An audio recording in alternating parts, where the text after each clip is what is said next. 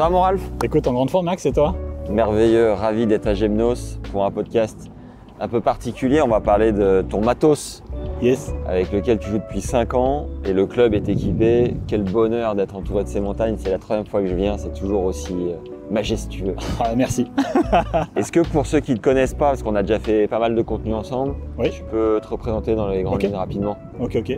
Moi, c'est Ralph Bogossian. Voilà, j'ai 40 ans et je suis entraîneur de tennis, préparateur physique en club, mais je m'occupe également de joueurs sur le circuit pro, dont Benjamin Bonzi, Clément Chidec.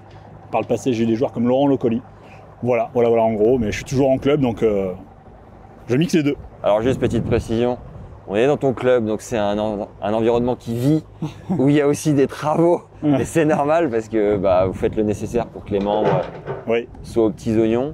Et alors donc pour bien préciser, tu fais ton job de club à temps plein. À côté, tu es donc prépa physique comme tu viens de le dire. Et depuis peu, tu es aussi prof de paddle. C'est ça. Le mec est absolument partout en fait. Je sais pas, mais ouais, j'essaye. Comment tu fais rentrer la prépa physique avec les pros en plus de l'entraînement de club? Je suis obligé de caler sur des créneaux où j'ai pas l'entraînement de club. Et les individuels que je peux caser quand ils sont eux en tournoi, je les supprime quand ils viennent en pré-saison. C'est-à-dire que dès qu'ils sont en pré-saison, ils deviennent prioritaires. Et le soir, je retourne au club. Donc ça, c'est forcément un accord avec ton club. Oui, c'est un accord avec le club, c'est un accord aussi avec les joueurs. Donc, le DE, entre guillemets, classique, ne peut pas forcément se permettre de faire ça, quoi. Non. Tu as combien d'heures semaine qu'on comprenne bien? En salarié, je suis entre 24 et 25 heures semaine. Derrière, j'ai mes indives qui prennent le relais, donc ça peut être 10 heures minimum. Et puis après, j'ai les joueurs pros qui prennent les après-midi, minimum 2-3 heures dans l'après-midi, 4-5 fois par semaine. Et en pré-saison, je suis en bi-quotidien avec eux sur 5 à 6 jours par semaine.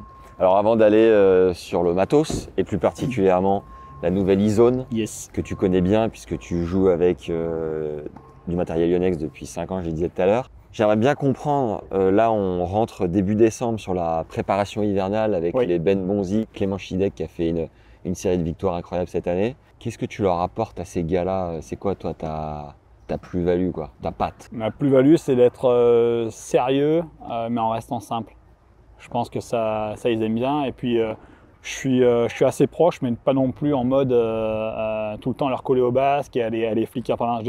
Je pars du principe que le joueur doit avoir quand même pas mal d'autonomie et je leur laisse cette liberté. J'amène ce sérieux, j'ai une méthode qui est ce qu'elle est, qui a fait quand même ses preuves, mais je suis pas là en train de le fliquer en permanence. Je pars du principe que le joueur qui a un certain âge, il doit être autonome et je lui laisse une certaine forme de liberté. Tu dirais que c'est quoi cette méthode? Ma méthode, c'est un certain nombre de séances d'intermittent par semaine, un certain nombre de force et d'hypertrophie par semaine, et également un certain nombre de séances de vitesse. Voilà, je ne vais pas en dévoiler plus. T'en as déjà dévoilé pas mal parce qu'on a tourné une dizaine de masterclass ensemble. Je sais. Donc si vous voulez retrouver des cours en ligne avec Ralph, vous avez du lourd. On peut vous mettre les liens en description avec grand plaisir. Et pour bien comprendre, ces joueurs pros, tu les entraînes dans une structure qui n'est pas celle du club de Gymnos. C'est ça. Alors des fois, ils sont amenés à venir ici si jamais on a besoin pour taper sur ta battue intérieure, par exemple, ou si on a besoin d'une surface un poil plus lente ou autre. Mais généralement, je suis sur Marseille.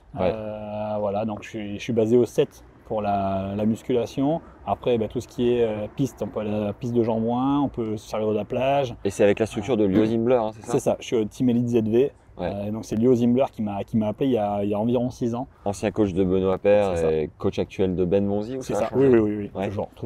Toujours. Et en fait, Lio m'a appelé il y a 6 ans pour m'occuper de joueurs pro avec lui dans la structure. Et depuis, je suis là. Tu disais aussi que tu aimais cet équilibre de ne pas être full-time avec les pros et de garder le terrain, le coaching terrain avec des joueurs amateurs ou des jeunes pépites qui montent aussi.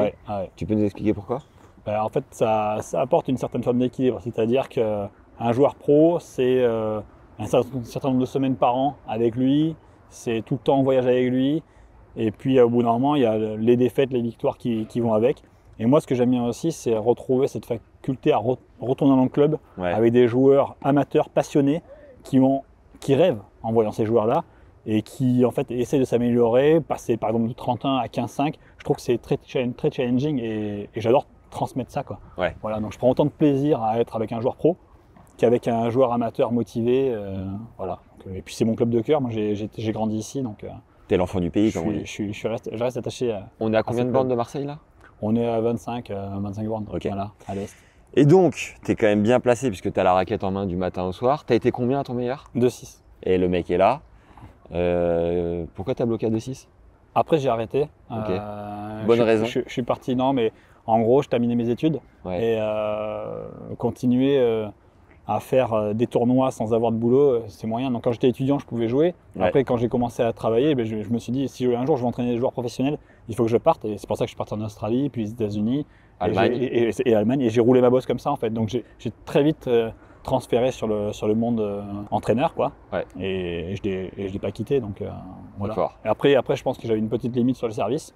Mais voilà, j'ai quand même amélioré ma technique au fur et à mesure des années avec le côté entraîneur. Une petite broche, comme on l'appelle? Peut-être pas. Une brochounette? Non, voilà, pas une bronchite. Une brochette. Du coup, mon Ralph, 5 ans déjà de mariage avec Yonex. Et là, on est ensemble pour la sortie de la nouvelle e-zone, la 8e génération. C'est ça. C'est quoi ton rapport déjà, toi, à ton outil de travail du quotidien que tu as dans la main pour bosser et avec lequel tu as matché? Tu matches encore un peu? Ouais, alors un peu moins. Mais par contre, je tape beaucoup la balle. J'essaye forcément de taper en point aussi. Donc au niveau des sensations, tu es au max? J'essaye. Qu'est-ce qu'ils disent ce mariage avec la marque japonaise? Alors pourquoi Yonex? Pour plusieurs raisons. La première des raisons, c'est que le matériel est de très grande qualité. Et moi, je cherchais une marque un petit peu, on va dire, qui sorte des sentiers battus.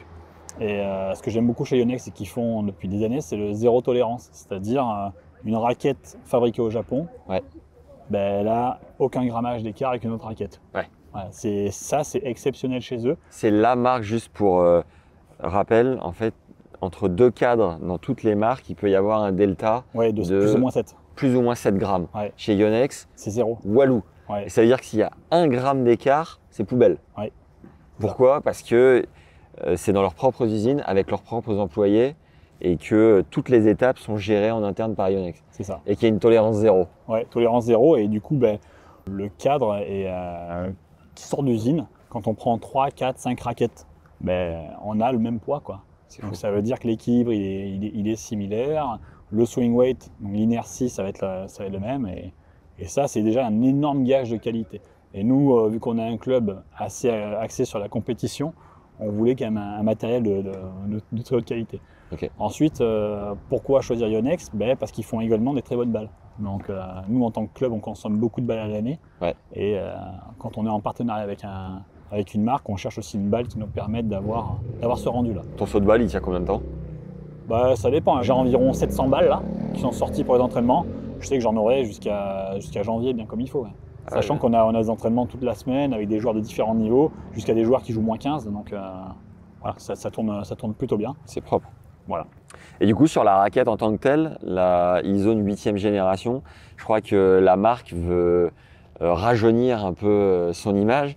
Et pour ce faire, alors les ambassadeurs historiques, c'était Stan Wawrinka évidemment. Et depuis quelques temps, il y a eu un travail de sable pour aller chercher des juniors, d'excellents juniors, les Ben Shelton, Naomi Osaka, qui évidemment a percé depuis un moment, Shapovalov, on a qui d'autre? Tiafoe. Il y a Rybakina, il y a Pegula. Pegula, beaucoup d'Américains. On a un design qui... Chez les Français, Caroline Garcia. Caro, qui fait une petite pause à Harvard, qu'on embrasse très fort. Et on est sur un design assez flashy, qui attire l'œil.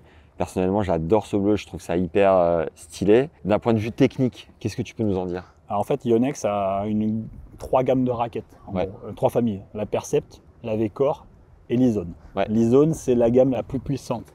Voilà, donc c'est la gamme qui permet en gros de faire des retours un peu bloqués, des coups de bout de course. Avec des petites préparations. C'est ça, petite préparation, et ça permet d'avoir un rendu. On le voit notamment chez Nick Kyrgios, son coup droit, il n'a pas besoin d'aller très loin, ça sort très vite de la raquette. Et c'est un rendu un peu sec, avec un indice de rigidité sur la raquette qui est assez élevé, mais qu'ils ont réussi à contrebalancer sur ce dernier modèle, notamment.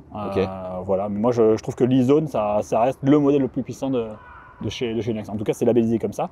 Et ils ont voulu rajeunir un peu la raquette. Donc on se retrouve avec une couleur bleu flashy, qui a fait son effet, parce que l'autre jour, j'ai sorti avec des gamins du club, et ils la voulaient tous. Donc, énorme. C'est bon ça. Alors que le modèle d'avant que j'avais, qui est un modèle noir, qui est celui-ci, qui est également très beau, mais qui est un peu plus, sobre, un peu plus sobre, un peu plus axé pour les plus âgés. On l'a habillé celle-ci avec un Polytour Rêve de la même couleur, qui va parfaitement, et on se rend compte que même avec un jaune flashy, ça va très bien. Ça, c'est un Polytour Pro. Trop bien. Donc toi, tu joues avec celle-ci? Oui, je joue avec celle-ci. Ouais. Parfait, tu es le mieux placé pour en parler. On va faire une vidéo YouTube dédiée à comment tester une raquette, ce qu'il faut ressentir, pas ressentir, et comment jauger si la raquette est bonne pour notre jeu, à quel point elle vient l'optimiser ou pas. Pour moi, c'est toujours un peu compliqué. C'est comme si je dégustais du vin à l'aveugle. Je suis un peu perdu là-dessus. Et je crois que toi, tu es une machine de guerre, donc tu vas pouvoir nous orienter. Au niveau du prix, on est évidemment sur un cadre hyper performant, donc haut de gamme. Comme la concurrence, si tu es plus ou moins c'est globalement sur le même tarif. Enfin, de toute façon, mais il y a un détail assez important, c'est que l'E-Zone est décliné sur 3 gammes un peu plus amateurs. Est-ce que tu les connais? Est-ce que tu peux nous en parler? Oui, alors en fait, ce qui se passe, déjà, il y a plusieurs cadres. Il y a le cadre 98 qui est un tamis 630 cm². Celui-ci, c'est un 100. Ces raquettes-là sont déclinées également en poids. Et juste 98 et 100, tu peux nous donner les différences? 98, pourquoi 98? 98, c'est square inch. Donc ça veut dire 630, 632 cm². Là, ici, on est sur un 100 square inch, donc ça veut dire 645 cm². Donc là-dessus, le tamis est plus gros que sur celle-là. Donc ça veut dire un peu plus de nervosité, un peu plus de puissance. Celle-ci, c'est un peu plus contrôle, entre guillemets. Voilà. Et donc la 98 est à 305 grammes avec un équilibre un poil plus en manche. Et elle existe également en 285 grammes en version un peu plus légère. Et en revanche, la 100, elle est déclinée en 3 poids. Donc la version 300 grammes, la version 285 et la version 270. Donc par exemple, pour un jeune ado qui a envie d'une raquette performante, il peut très bien passer sur une 270 grammes. S'il a un poil plus costaud, il peut passer sur une 285 sans aucun problème. Et s'il a envie d'avoir un peu plus de contrôle, il peut très bien passer sur une 285, 98. Il n'y aura aucun souci. Et je crois que c'est des raquettes qui sont très bien, qui sont très stables et qui sont très confortables. Voilà, donc, Et je crois que pour les jeunes qui peuvent dégoupiller, casser la raquette, la frotter sur les chips un peu bout de course, le matériel s'use et les prix sont beaucoup plus abordables sur ces gammes-là. Je crois qu'on est entre 150 et 200 euros. Oui, c'est ça. C'est moins cher. Qui permet de faire des économies non négligeables. Et juste, tu disais, tamis plus grand en 100 que la 98. Mais pourquoi est-ce que la 98 est plus contrôle si le tamis est un peu moins grand? Parce qu'en fait, plus c'est petit, plus l'espace de frappe est réduit. Le sweet spot? Et oui, le fameux sweet spot. Conclusion, on a moins de puissance dans la raquette. Donc, ce qui se passe, c'est que on voit dans les années 90, par exemple, des tamis qui sont très petits, avec du 585 pour Pete Sampras, notamment, certains joueurs qui étaient sur des Prestige 600 de chez Ed, qui est une marque concurrente, ou chez Yonex, c'était des RDS. Et en fait, ce qui se passe, c'est que le tennis, c'est quand même démocratisé vers de la puissance. Et aujourd'hui, même un joueur comme Roger, en fin de carrière, a quand même bien changé son tamis. Il a changé en 2013, je crois, pour augmenter son sweet spot et avoir une facilité, notamment sur les bouts de course, pour pouvoir renvoyer la balle. Donc, quelqu'un qui est très puissant, il n'a pas besoin d'avoir un tamis en 100, donc à 645. En revanche, quelqu'un qui manque un peu de nervosité, un peu de puissance et qui est quelqu'un qui se déplace latéralement, il aurait tout intérêt à prendre un tamis un peu plus grand, justement pour avoir plus de facilité de jeu, notamment en bout de course. Le limeur de fond. Voilà, c'est ça. Qui manque un peu de longueur de balle, qui manque un peu de puissance, qui cherche du confort de jeu aussi. Donc, Du coup, ce mec est une machine, il répond aux questions avant que je lui pose. Est-ce que tu peux nous dire pour quel type de jeu? Parce que là, tu viens de nous dire évidemment pour qui elle était bien, mais le bémol serait pour quel type de jeu où tu dirais non, là, ça a peut-être ses limites. Et du coup, nous orienter vers un autre modèle de chez Yonex. Ces raquettes-là sont des raquettes puissantes. Donc, pour quelqu'un qui est déjà puissant, qui a déjà des grandes préparations, qui frappe déjà très fort et qui cherche plutôt de l'ultra contrôle, il faudrait passer sur une raquette plus souple. Ça, ce sont des raquettes qui sont un peu plus raides. Donc, plus c'est raide, plus c'est facile à jouer. Moins on a besoin d'avoir de prise d'élan.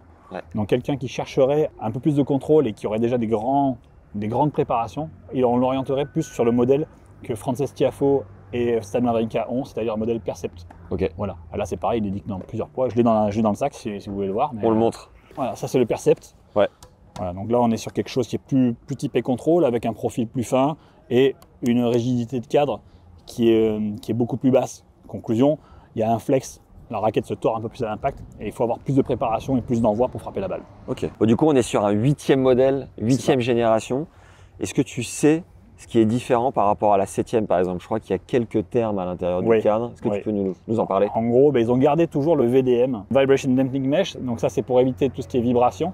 Et ils ont rajouté également du Minolon, qui est un matériau qui permet une belle stabilité. Et moi, quand j'ai essayé cette raquette, je trouve que par rapport à l'ancienne génération, qui est celle-ci, j'avais plus de stabilité, notamment sur les balles plates, que j'avais moins sur celle-là, et sur celle-ci, je l'ai beaucoup plus senti. Donc tu ressens le Minolon? Ouais, je le ressens fortement, et je trouvais que ça amenait énormément de stabilité à l'impact.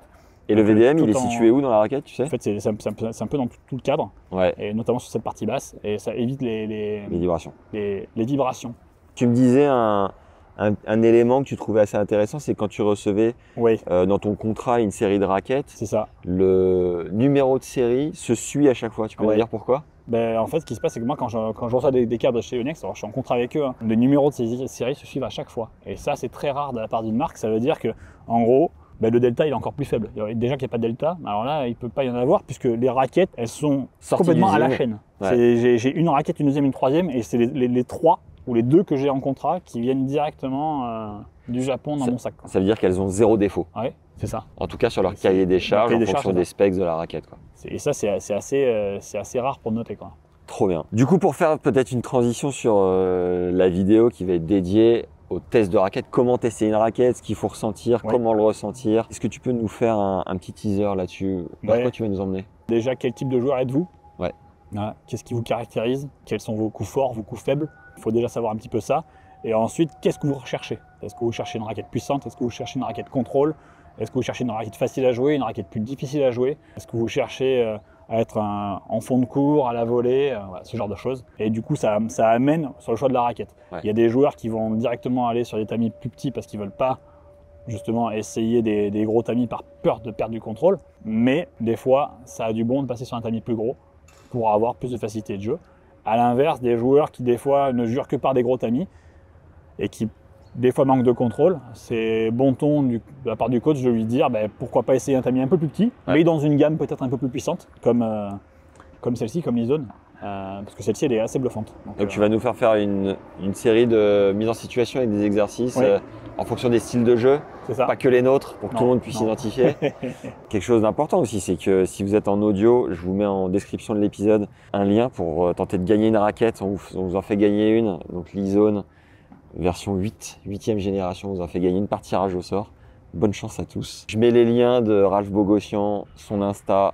Vous pouvez suivre tous les insights qu'il met avec les joueurs pros sur la préparation physique notamment, et aussi plein d'exercices que tu mets avec tes joueurs de club. C'est ça. Je te vois parfois avec 50 joueurs en même temps en train de faire des exercices physiques sur le terrain. Du matin très tôt au soir très tard, le mec vit ici, c'est assez incroyable. J'ai ma maison. Il vit dans le clubhouse. Et peut-être dernière info sur le cordage Yonex. Oui. Déjà toi, à combien tu tends? Alors moi je tends assez bas, je tends aux alentours de 22 kg. Sur l'été je peux légèrement monter, mais sur l'hiver j'ai tendance à baisser, je peux descendre à 19, 18. Pourquoi?